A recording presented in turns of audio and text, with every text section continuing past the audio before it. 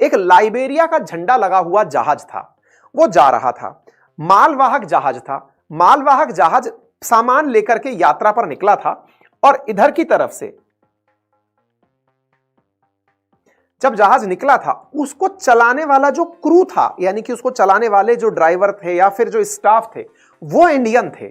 बस इतनी जानकारी हमें पता चली कि भाई जहाज किसी का भी हो, निकल रहा है ना इंडियन ओशन से, हमने गारंटी ले ली ना कि यहां से किसी को भी हम मतलब ऐसे जाने नहीं देंगे, परेशान नहीं होने देंगे। अब हमारी गारंटी के बाद भी तुम जहाज ले जा रहे हो, भाई साहब ये नहीं हो पाएगा। जहाज हमारा नहीं था, ये इंटरेस्टिंग है। उसके बावजूद हम गए क्योंकि भारतीय लोग थे वहां पर, और इंटरेस्टिंगली हम तो इसलिए गए कि अब कोई भी हाथ लगाओ हम समेट लेंगे, अब कोई बात नहीं साहब। तो ये जहाज जो जा रहा था, इस जहाज पर 15 भारतीय क्रू मेंबर सवार थे। कुल 21 क्रू मेंबर, यानी कि स्टाफ था चलाने वाला, और उस स्टाफ में से कुछ अन्य देशों के भी रहे होंगे। 15 भारतीय थे। भारत को यह सूचना मिलती है कि हमारा मतलब एक कार्गो शिप, जिसको यह नहीं बताया गया किसका है, झंडा लाइबेरिया का लग रहा है तो लाइबेरिया का ही होगा, उसका हाईजैक हो गया है। यह खबर जनवरी 5 के दिन मीडिया में फ्लोट होती है। नेवी ने तुरंत प्रभाव से अपनी तरफ से वॉरशिप युद्ध करने के लिए, कि भाई जिसको तैयार कर दिया गया है कि जाइए और जाकर के आक्रमण कर दीजिए, हमने अपनी तरफ से एक वॉरशिप इस क्षेत्र में लॉन्च कर दिया कि जाओ। आईएनएस चेन्नई हमने भेज दिया कि जाओ और अपना फैसला ले लो। उसके ऊपर हेलीकॉप्टर भी था। हेलीकॉप्टर अपने साथ नेवी के मार्कोस कमांडोज को लेकर निकल लेता है। भाई जहाज तो पहुंचेगा। देखिए यहां पर गूगल करने पर प्राप्त होता है कि 2000 नॉटिकल माइल्स की डिस्टेंस है इस बीच में। वॉरशिप्स 30 से 40 नॉटिकल माइल प्रति घंटे की रफ्तार से चलते हैं। इसका मतलब यह हुआ कि लगभग अगर हम बात करें तो 70-80 घंटे इस तरफ से इस तरफ तक ट्रेवल होने में लग जाएंगे, यानी लगभग 2 से 3 दिन का ट्रेवल टाइम है पहुंचने में। लेकिन जहाज पहुंचेगा उससे पहले हेलीकॉप्टर तो तुरंत पहुंच सकता है। हमने अपने हेलीकॉप्टर को और अपने आईएनएस चेन्नई को तुरंत रवाना किया कि आप पहुंचिए, और तत्काल प्रभाव से वॉरशिप यहां पहुंचता है और पहुंच करके अपने साथ में इन नेवी के इन सोमालिया के लुटेरों को ढूंढने की कोशिशें शुरू कर देता है कि भैया ये कहां है।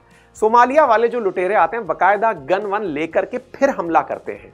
ये अपनी जान की परवाह नहीं करते, क्योंकि इनके देश के हालात वाकई में बहुत खराब हैं। इन्हें लगता है जहाज लूट कर कुछ पैसे कमा लिए या तो मरना तो है ही है, तो इनको अगर सुरक्षा के लिए मार भी दिया जाए कभी जहाज के द्वारा तो इनको कोई खास फर्क पड़ता नहीं है। मतलब फिल्में देखिए, वीडियो देखिए, गोलियां चल रही होती है, कई जहाज तो खुद की बंदूक लगा के चल रहे होते हैं, इन्हें देखते ही मारने की कोशिशें करते हैं, पर ये बिल्कुल जॉम्बीज की तरह अटैक करते हैं जहाज पे, अपनी जान की परवाह किए बगैर कई तरफ से एंट्री करते हुए जहाज पे चढ़ के सीधे कैप्टन को अपने पास धर दबोच के और जहाज को लेकर चले जाते हैं।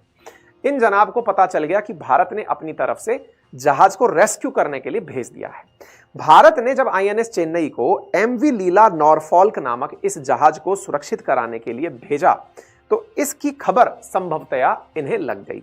लगती भी क्यों नहीं, क्योंकि यह बात सोशल मीडिया पर काफी वायरल हो गई थी। भारत में यह न्यूज हमने भी अपनी तरफ से अपने ट्विटर पर साझा की। हम तो मतलब एक सिंपल नागरिक हैं, बहुत सारे लोगों ने इस बारे में जानकारी भेज दी कि भारत ने आईएनएस चेन्नई को सोमालिया के लिए रवाना कर दिया है, वो जाएगा और अपने लोगों को छुड़ा कर लाएगा। अब ये जब खबर निकल कर आई तो निश्चित ही भाई वो भी लोग भी तो कनेक्टेड है ना, जो चोरी करता है उसे भी तो पता होता है ना कि मुझसे बचने के लिए, मुझे निपटाने के लिए कितने लोग अब कोशिशें कर रहे हैं। तो उनको ये खबर पता चली कि भाई जहाज को बचाने के लिए सरकार ने कुछ तो कर दिया है। ऐसी स्थिति में इसको रेस्क्यू करने की खबर एक तरफ निकलती है और हम लोग रेस्क्यू करने चल पड़ते हैं। उस बीच में क्या हुआ वो भी जान लेते हैं। थोड़ा सा इस जहाज के बारे में भी जान लीजिए।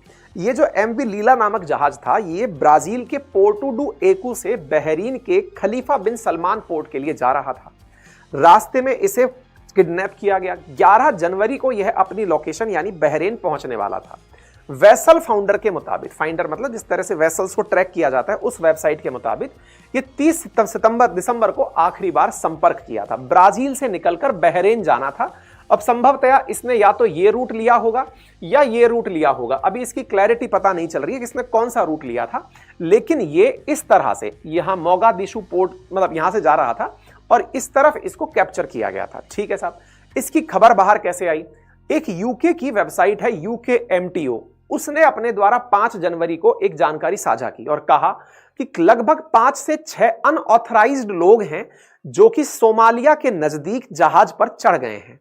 यह खबर जैसे ही बाहर आई वेबसाइट के थ्रू, यह जानकारी इंडियन ओशन में तैनात भारतीय नौसेना को पता चली और भारतीय नौसेना ने आईएनएस चेन्नई से कहा कि आप जाइए और उस जहाज को रेस्क्यू कीजिए। आप यहां पर स्पोक पर्सन ऑफ नेवी का ये ट्वीट देख सकते हैं जो इन्होंने 5 जनवरी को अपनी तरफ से कहा और कहा कि इंडियन नेवी को डिप्लॉय कर दिया गया है इस हाईजैकिंग से रोकने के लिए और हमने अपनी तरफ से जो हमें सूचना प्राप्त हुई है इसके लिए हमने तैनात कर दिया है। ये आप सूचना देख सकते हैं, ऑफिशियली पीआईबी पर छपी हुई 5 जनवरी की खबर है। Indian Navy mission deployed platform respond to hijacking incident in the Arabian C.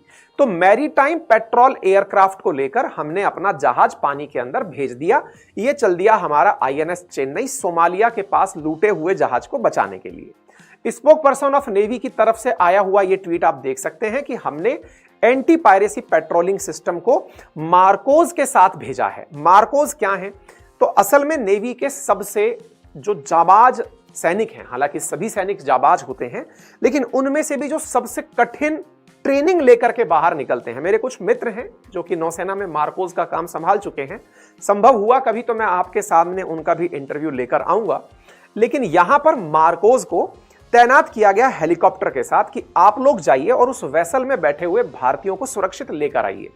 Marcos को भेजा जाता है, सुर्खी बाहर आती है कि जैसे ही मार्कोज की खबर पहुंचती है, पायरेट्स वहां से भागना शुरू कर देते हैं। इंडियन नेवी ने इस जहाज को इंटरसेप्ट किया, लेकिन पायरेट्स यहां से भाग निकले। उन्हें खबर पता चल गई कि भारत की तरफ से जबरदस्त मार्कोज लड़ाकू फाइटर्स आ चुके हैं। वो अपनी जगह छोड़कर भाग लिए।